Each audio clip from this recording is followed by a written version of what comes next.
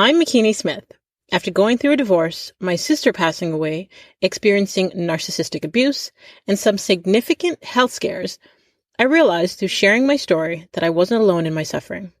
Suffering, subjective distress generated by the experience of being out of balance. In a deep dive to holistically heal mind, body, and soul is where I discovered peace, clarity, and connection. It is impossible to be truly wise without some real-life hardship, and we cannot develop post-traumatic wisdom without making it through, and most importantly, through it together. Social connection builds resilience, and resilience helps create post-traumatic wisdom, and that wisdom leads to hope. Hope for you and others witnessing and participating in your healing, and hope for your community. A healthy community is a healing community, and a healing community is full of hope because it has seen its own people weather, survive, and thrive.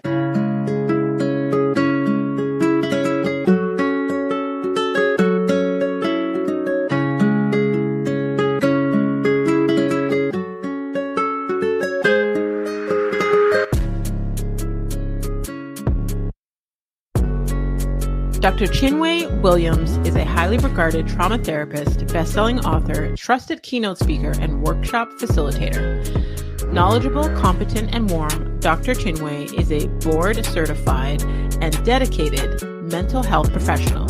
She is an authority on stress, anxiety, burnout, trauma resolution, the intersection of faith, culture, and mental health, young and young adult, and women's wellness. So please welcome to the show, Dr. Chinwé Williams. Thanks so much for having me. I'm excited to be here. Thank you so much for agreeing to come on and share your expertise and your story with us. I do not take your time lightly, so thank you. Thank you. So I love to start the show with a bit of an icebreaker question. Because, before you became this fabulous accredited woman that you are today, I love to get to know the root of that, the foundation of that. And I feel like because society and culture has a way of shaping who we are and who we become, I always like to ask the guest, who or what they wanted to be as a child before your family or society or culture, tried to limit your fantasies or your ideas of who you wanted to be. Oh my goodness. This is a little embarrassing, but I'm just going to go there. Just to share a little bit of background. So I am a child of West African immigrants. My parents were born and raised in Nigeria, which is a country in West Africa. I was actually born in Nigeria, came to the States when I was 3 years old, along with my brother, my mom, my dad. My dad had an awesome opportunity to do some studying in France, and then he went to the United States to complete a graduate program in French studies. So we came from a very wonderful, well-loved community. I remember just lots of family and friends and cousins and support people around. I remember that I saw pictures. I remember my mom has told stories. And so we arrived to the States, and it was, obviously culture shock and just a completely different experience. And it was just a wonderful opportunity for my dad, who grew up with not a whole lot of family. All the bustling family members and friends that I was referring to were really on my mom's side. And my dad grew up really, really poor, but had a gift in languages. And so it was really, again, a beautiful opportunity for him and ultimately for our family. So I had education in my blood. My mom, once she got acclimated in the United States, it took a while because she, again, came from just a very community-centered experience. There was a little bit of loneliness that she experienced, but both my parents were very educated, intelligent. My mom ended up being a Montessori teacher. My dad obviously pursued his love for French as a language, became a French professor. When I started to think about my own career goals, just for anybody, any of your listeners who have, any friends or if you have any familiarity with the West African culture, high level, I don't want to stereotype, but certainly um, our culture, we value education very, very, very highly. And it was expected that I would either be an educator like my parents, both my parents were teachers. I would go into medicine, or I would be an engineer. Those were pretty much the options. In medicine, you could be a doctor or a nurse or an anesthesiologist. Okay. I was sort of, not sure that I wanted to do any of those things. So this is the embarrassing part. I wanted to be an attorney who was also a fashion model. Have zero idea where the fashion model, I know that's not true. It's coming to me. I was plucked into Charleston, South Carolina, which for anybody that is familiar with that area, especially when I was growing up, very, very white. We were fortunate to live in a middle class we were middle class, lived in a decent neighborhood. I've always been able to go to school. I was food secure. Thankfully, I had all of my needs met. But I was a really skinny Black girl with the first name Chinwe. And that just was very different at that time in that city and in that area. And I remember the thing that people would say to me was, "You're really tall and skinny. You could be a model," or something like that, And I remember that from a really, really young age. And I remember thinking, okay, well, that's something. And of course, my parents would laugh at that. Like, what? Mm-hmm. No, you're going to be an engineer, a nurse, a doctor, or, all of those things. And so just as I got older, I just developed a lot of empathy for just what people were going through. I think that was always probably within me as just part of my makeup and my temperament. Certainly my parents were, understood what was happening in the world globally, having come from, a completely different country, understood what was happening locally. So we had conversations about life, about pain, about suffering, about equity, about fairness. And I think just growing up, the combination of those conversations and just my high level of empathy, I wanted to be a family attorney who helped kids and helped families to sort of navigate difficult things. And yes, I wanted to be a fashion model as well. And looked up to, at that time, like the supermodel was like a big deal. So I was like any other girl, especially in my preteens and my teenage years, flipping through magazines, searching for someone that looked like me. And there were a couple of models that stood out, including Naomi Campbell. And I followed her career. And my parents did take me to a couple of little things that came locally for local modeling opportunities, but that's not what I ended up doing. So, but yeah, it was that kind of a nice sort of, walk down memory lane. So thank you for that question, but yeah. You're welcome.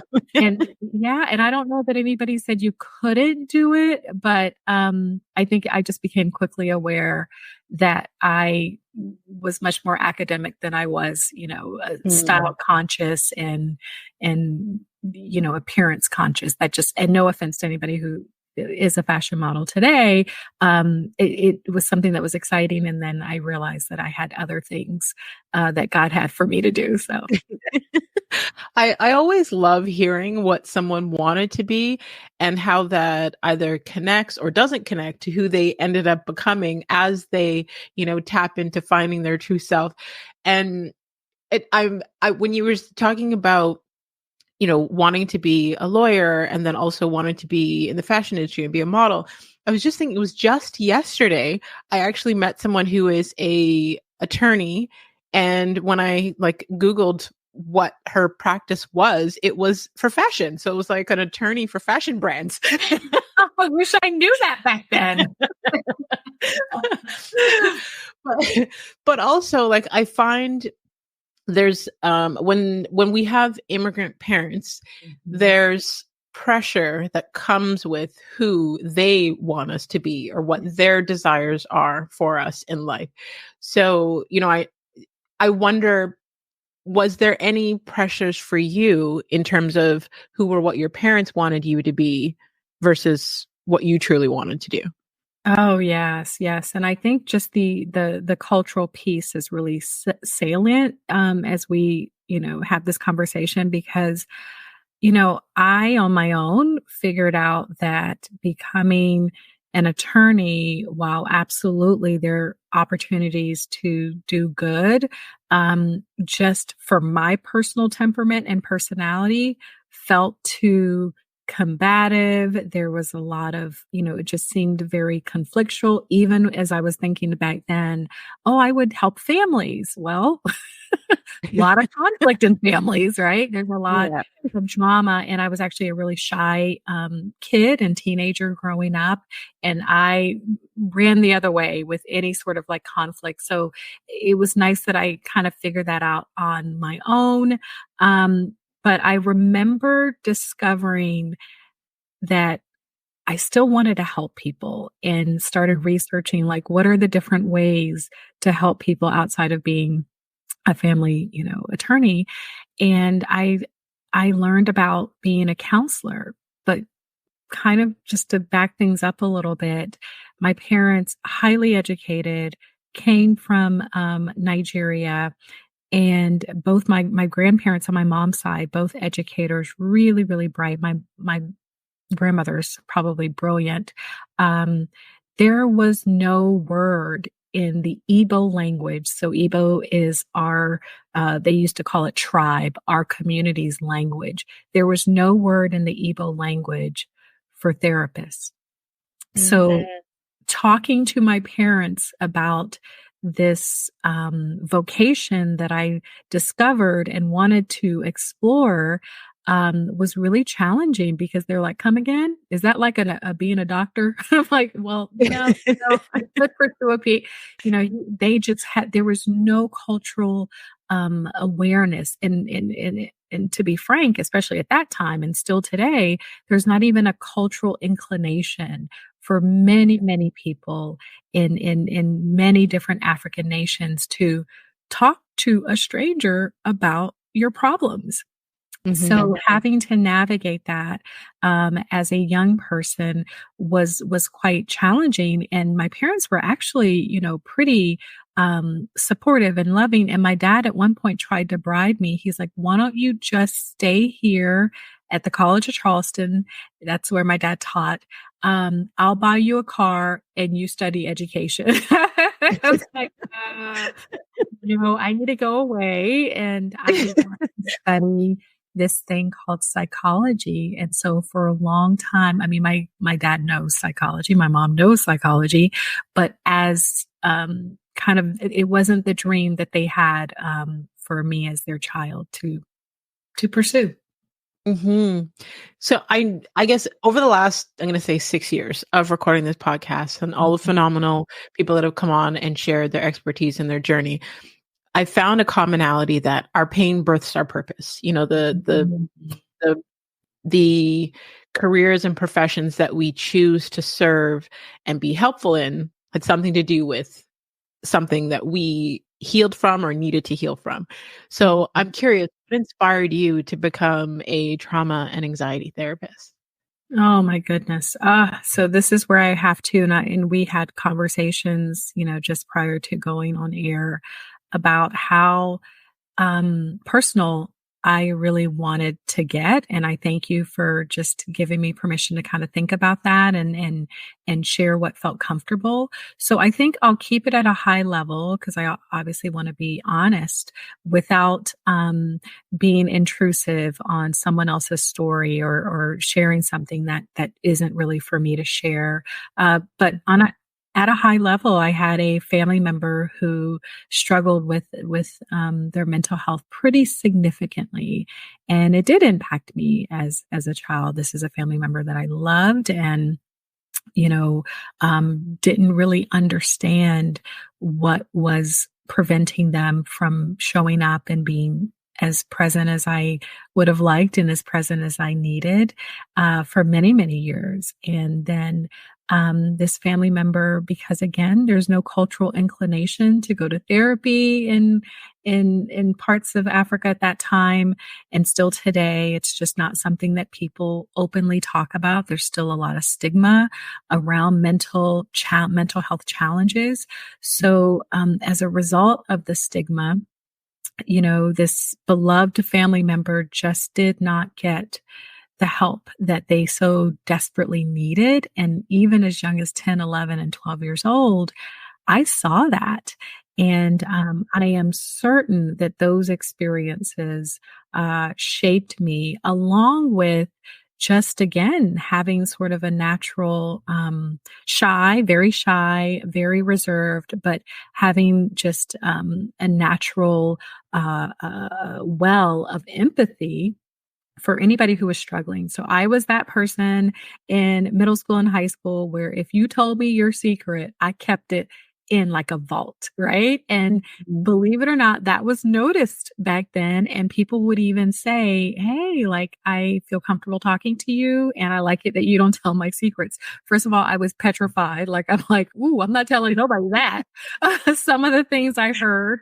And I was, concerned. And sometimes I would even follow up, which I think, thinking back now, just that I think demonstrated a level of emotional maturity. Like, are you okay? Did things work out at home? And I'm sure that came from McKinney, just what I experienced within my own family, just how the ripple effect that mental health, especially untreated for far too long, the ripple effect it has not just on the individual, but on other family members, on their way of life, their even career pursuits, because the person that I'm referring to, family member, was really, really intelligent. So the great news is that this family member ultimately got support.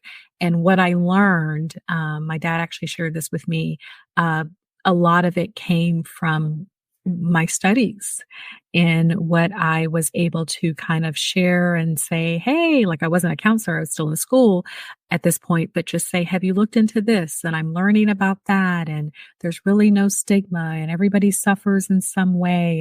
And so that, that was a significant part of what led me to where I am today. Wow. Thank you for sharing that. So in 2006, I was diagnosed with anxiety, and I had refused that diagnosis at the time. I was, I have found very common in the Black community, whether it's Africa or the Caribbean, anything to do with mental health is considered a stigma. It's considered negative. And there's some advancement now, but years ago, it was like, no, there was no conversations about it. Nobody wanted to talk about it. Sweep it under the rug. It's not happening, or they just disregard the person completely. But over the years, the open conversations about mental health and wellness has definitely opened up and educated a lot of people, the awareness of it. So I would love if you could share, for those that are listening, if they know someone struggling with anxiety or any other mental health struggles, how they can support them. Yeah, that's really, really good. We know so let me just back up and share that my focus on mental health and psychology, studying psychology, ultimately led me to my very first job, which was as a high school counselor. And that was just honestly like a dream, not because it was easy, but because I started so young. And so that helped me to, I think, be relatable to the young people that were going through a lot of the same struggles that I remember going through, and sometimes I was still going through.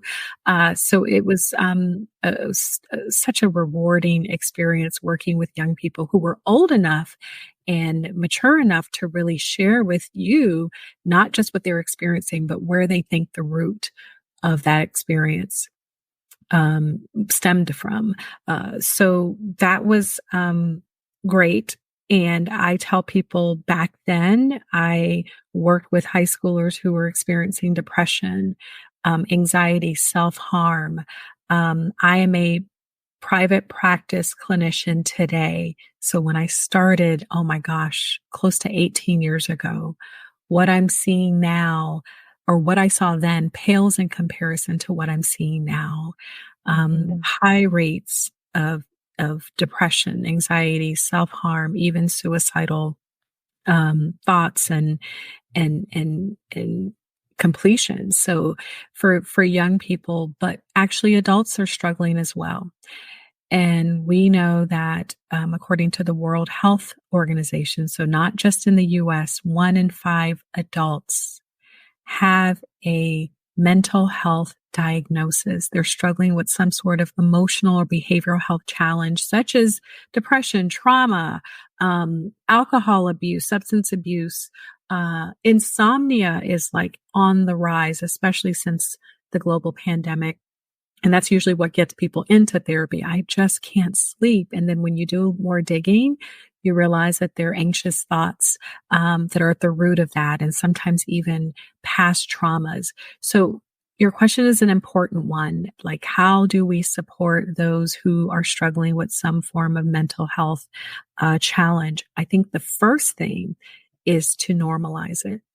So if you think about it for a second, that stat that I just shared, 1 in 5 people are struggling with something that rises to the level of a clinical mental health diagnosis.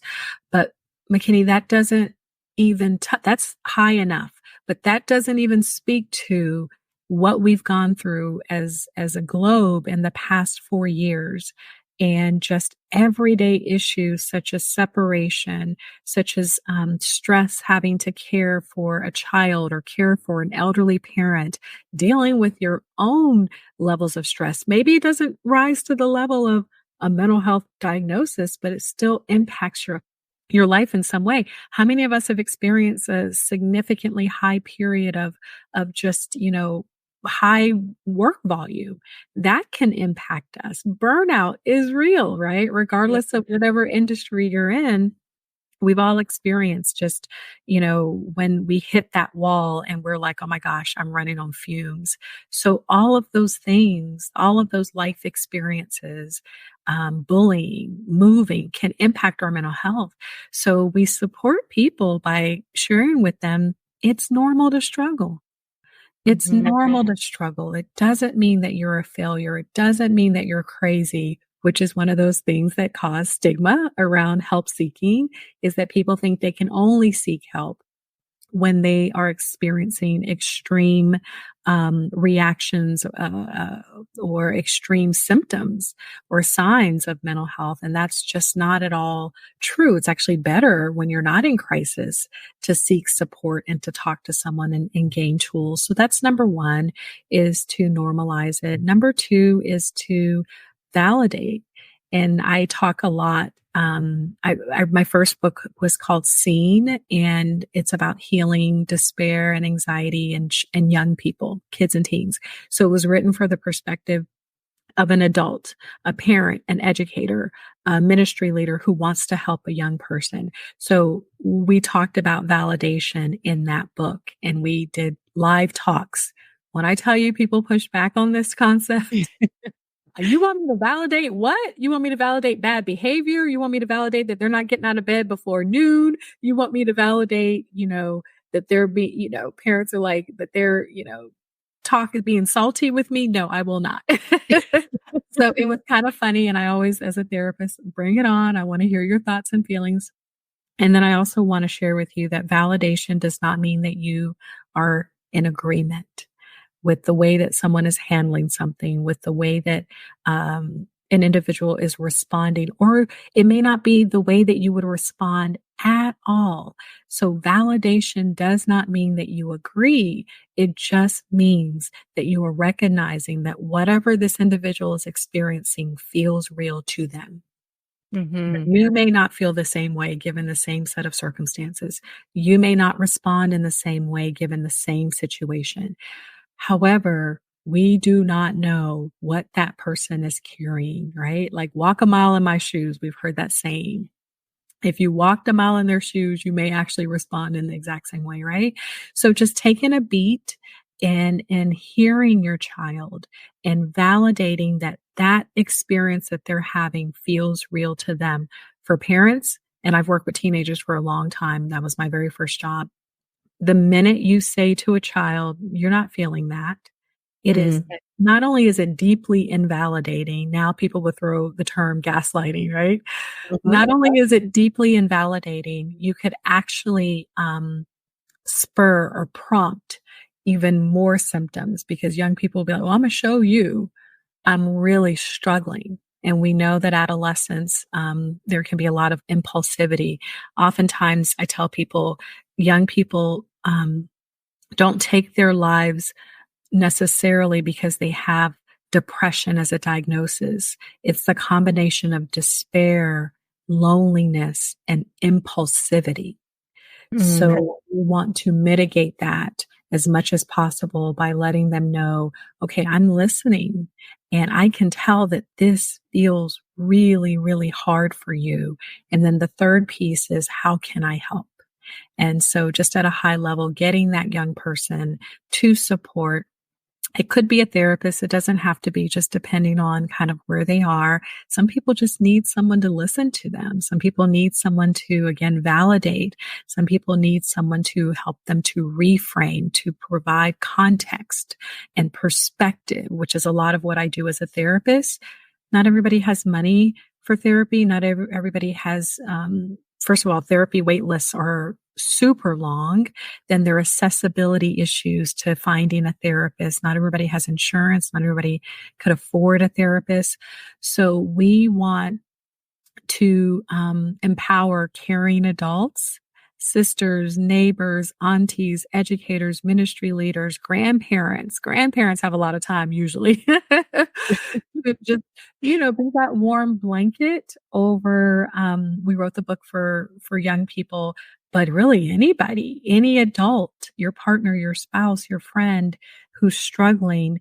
They need a listening ear. They need to know that they're not alone. They need to not feel crazy, and they just need additional support. Mm-hmm. Wow. There's so much that you said there that I want to unpack. I don't even know if we have enough time. um, so, okay, a couple of important things that I heard. And some of them are just, for me personally, they're just affirming things that I know, but I want the listeners to like take note. One, we don't get to tell people how to feel, right? Mm-hmm. Like you said, you can validate someone's feelings. It doesn't necessarily mean that you agree with it. I loved when you said that. Mm-hmm.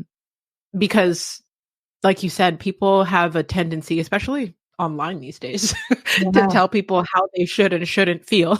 Mm-hmm. What we don't know, like you said, that person's circumstance. We don't know their paradigm. We don't know their background. We don't know their morals, their environment. We don't know anything. So we don't get to tell people. They're probably certainly don't know traumas. They try to hide those, right? Yeah, or not. Exactly. Mm-hmm. Exactly. Very, very important.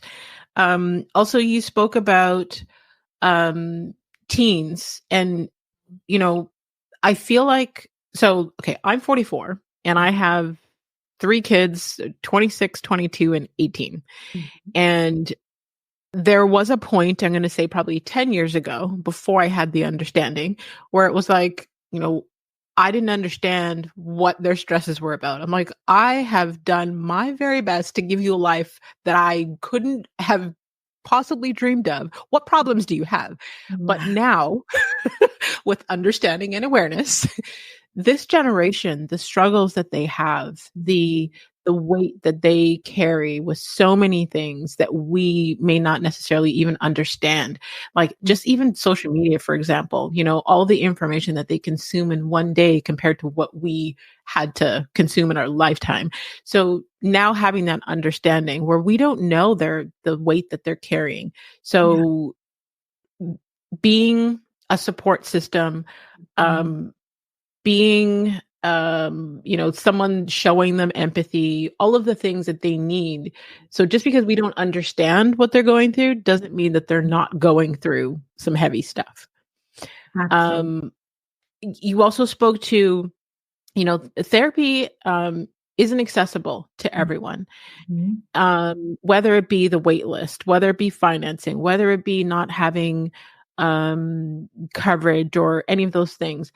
And especially, I know for a fact that there are not as many Black therapists out there. So having culturally relevant therapy, I think it's important that you spoke to that, because I think it was just yesterday I saw someone on Threads.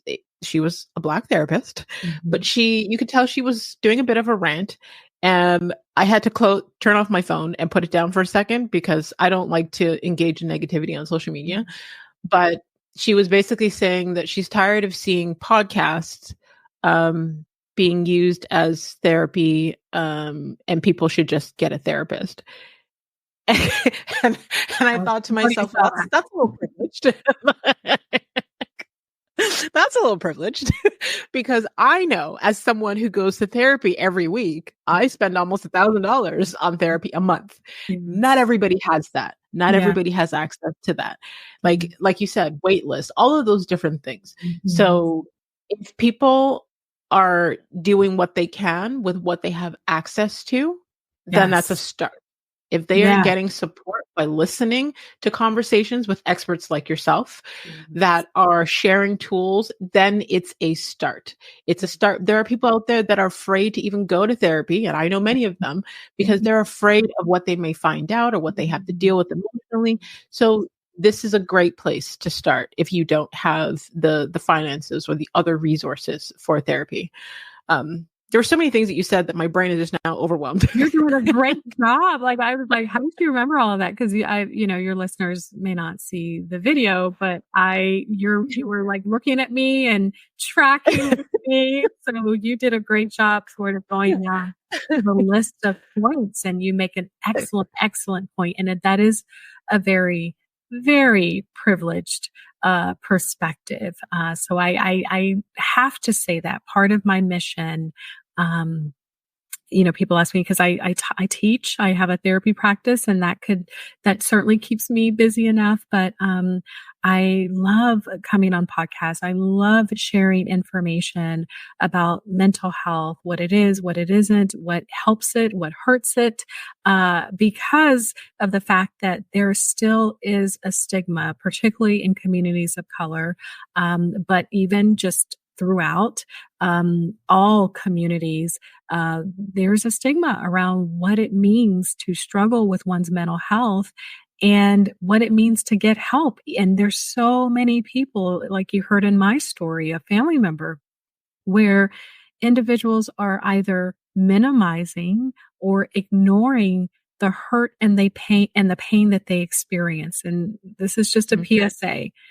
Hurt and pain that's stuffed always rises to the surface. It does not die. The true condition of our hearts and the true condition of our minds will eventually come to the surface. And here's what happens. We just don't bleed on ourselves, right? Oftentimes we bleed in a way that causes hurt and pain to other people. And if anybody wants to work on that, why wouldn't we make it easy for them? And therapy isn't always the easy option, nor, by the way, is it always the necessary option, right? It's about community support.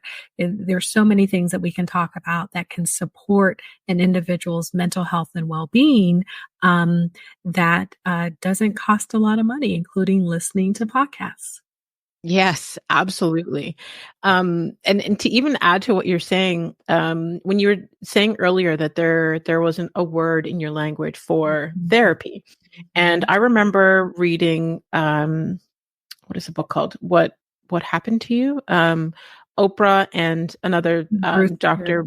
Bruce Perry. Yes, Mhm, there we go. mhm, Um, and there's a part in there where they were talking about how in some cultures, and I think they specifically pointed out indigenous cultures and African cultures, mhm. that they didn't have therapy, but it was the sense of community that helped people to heal. It was a lot of the dancing in the cultures that helped release a lot of the trapped emotions. Like they were listing all of the things. It was music and Drumming. sound, Yeah.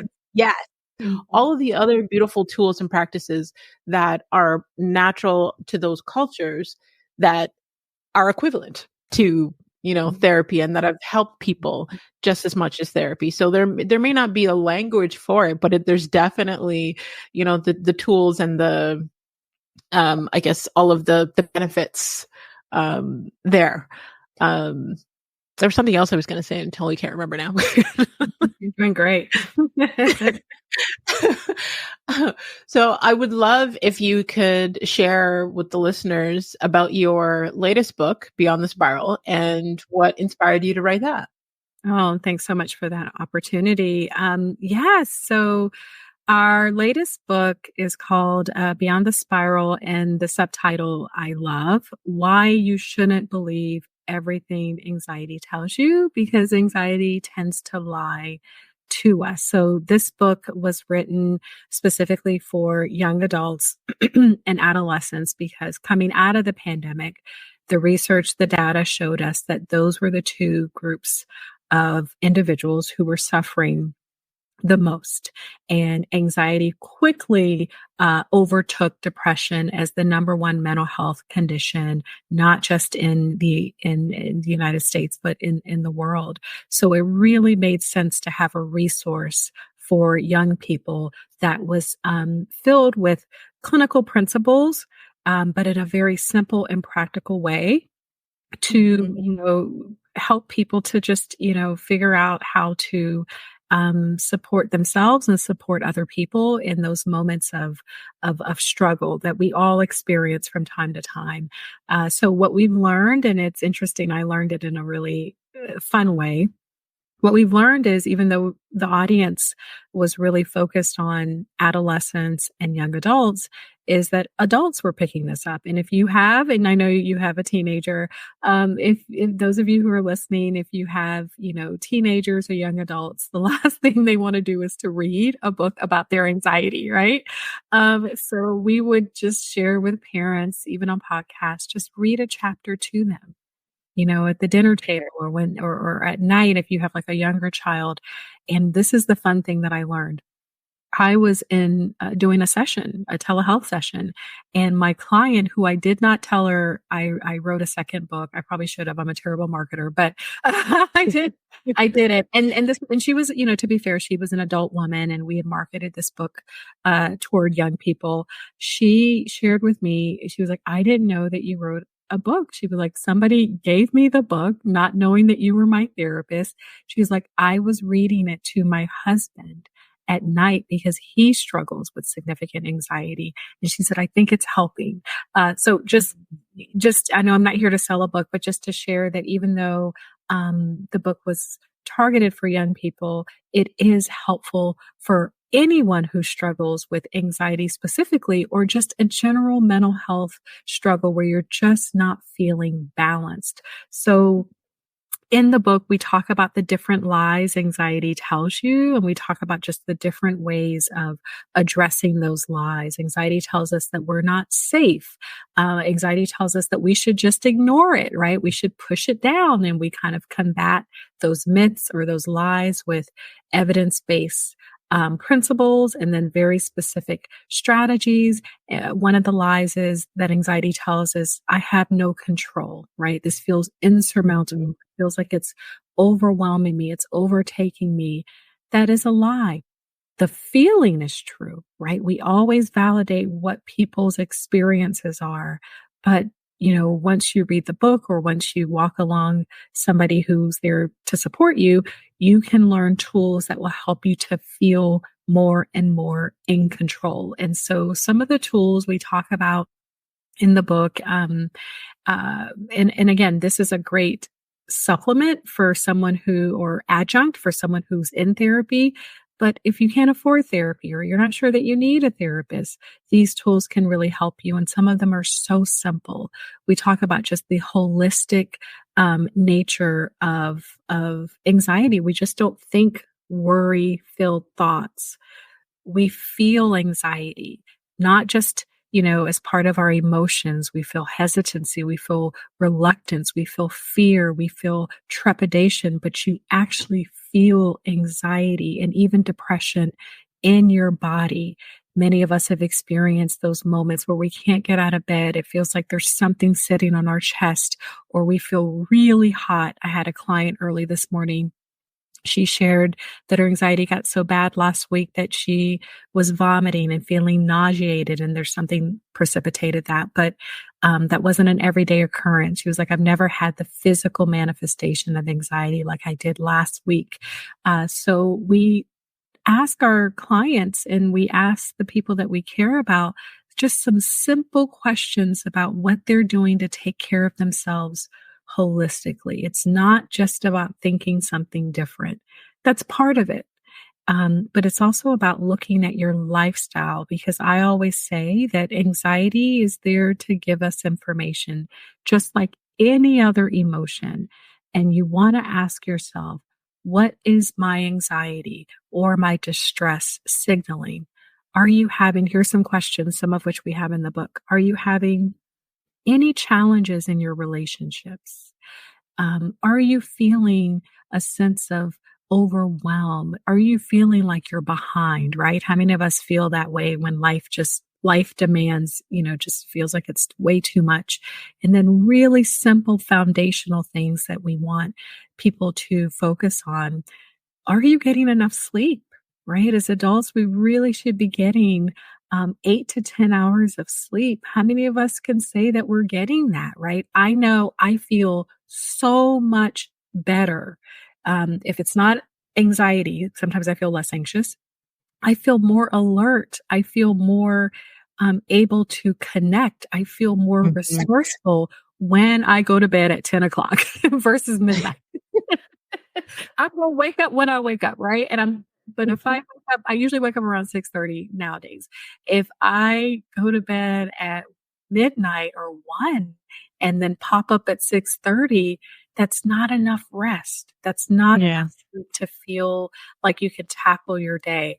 Anxiety has been linked scientifically to certain foods. So asking yourself, how many cups of coffee or energy drinks, and so many things they're sneaky things that we, didn't realize have caffeine and sugar and what that does to your body. So just one aspect of what's in the book, attending to what your body is telling you through these mental health symptoms can be really, really helpful, because anxiety specifically is manifested in the body first, but people are usually wondering, why am I feeling this way? And they don't always make the connection. Yeah. Wow. I love that you even explained it that way. And I've shared this on the podcast quite a few times, but so at the time when I was diagnosed with anxiety in 2006, I was also diagnosed with fibromyalgia. And they say it's like chronic muscle pain within the body.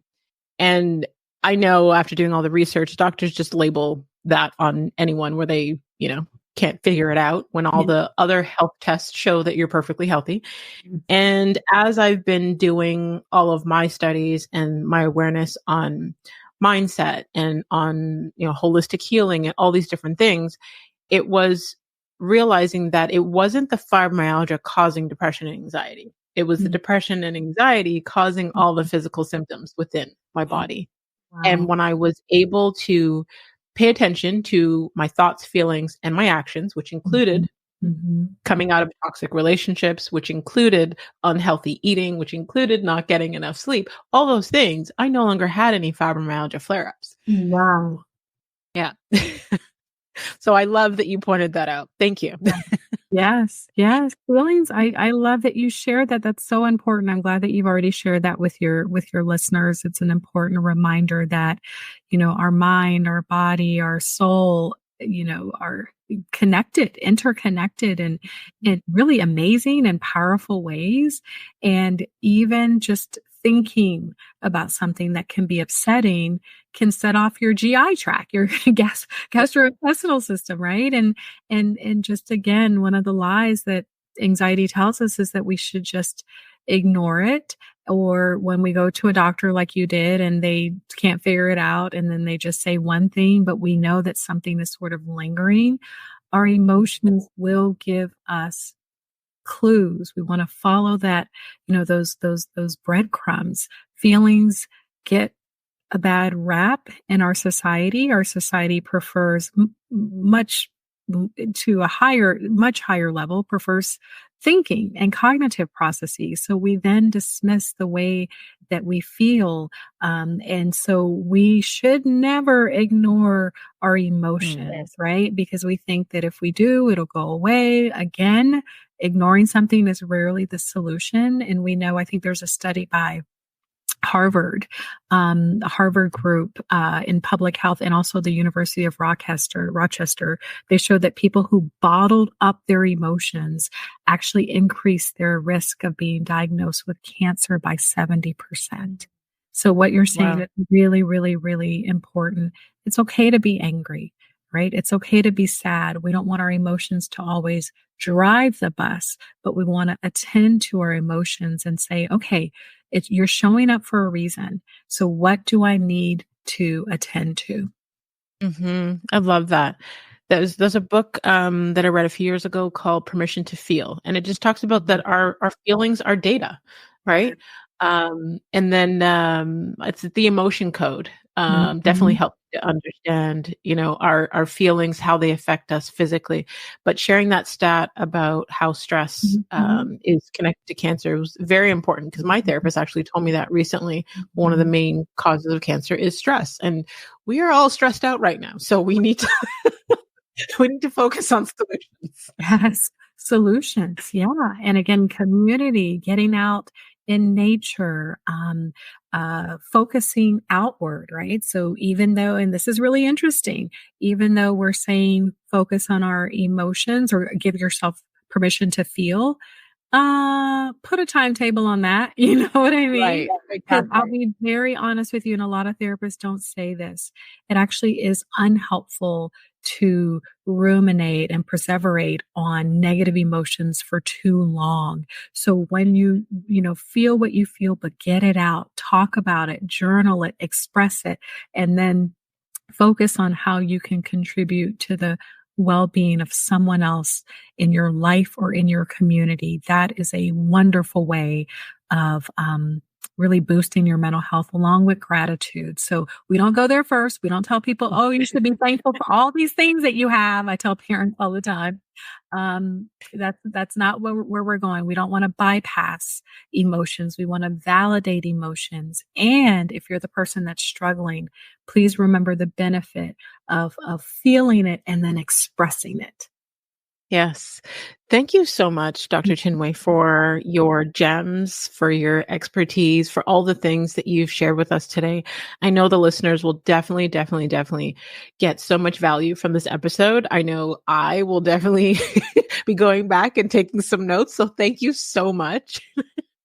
Oh my gosh. I feel like you're so well versed yourself. So listeners are so fortunate to have you. And to your point, a lot of times it's what we go through that really informs what we end up sort of doing and how we help people. So thank you for your work.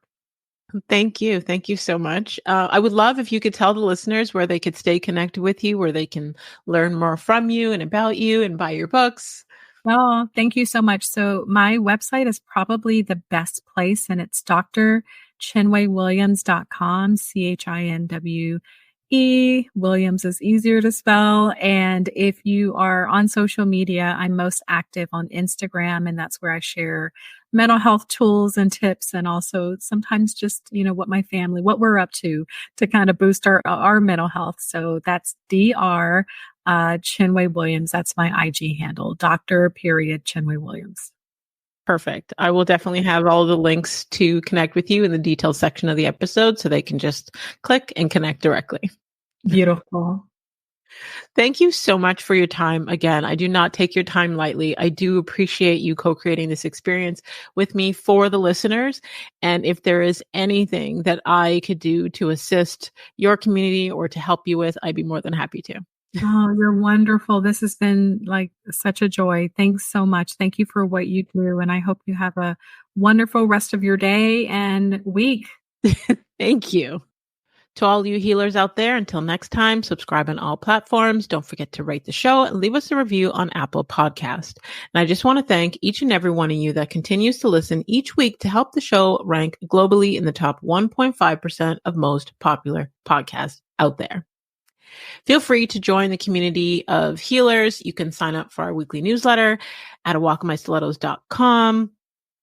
I want to challenge you to share your aha moments from this episode.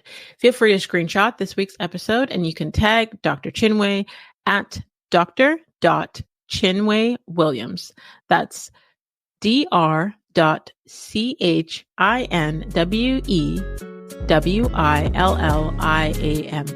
You can tag myself at The Real McKinney Smith. A healthy community is a healing community, and a healing community is full of hope because it has seen its own people weather, survive, and thrive. So let's continue to heal her.